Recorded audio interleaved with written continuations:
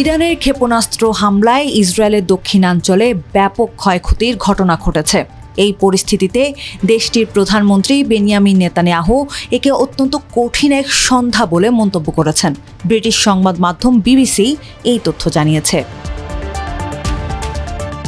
২১ March ইসরায়েলের দক্ষিণাঞ্চলের ছোট শহর আরাদে একটি ইরানি ক্ষেপণাস্ত্র সরাসরি আঘাত হানে। ইসরায়েলের আকাশ প্রতিরক্ষা ব্যবস্থা সেটি প্রতিহত করতে ব্যর্থ হয়। এই হামলার পর জরুরি সেবা সংস্থা জানায় অন্তত ৮৮ জনকে হাসপাতালে নেওয়া হয়েছে। তাদের মধ্যে ১০ জনের অবস্থা গুরুতর।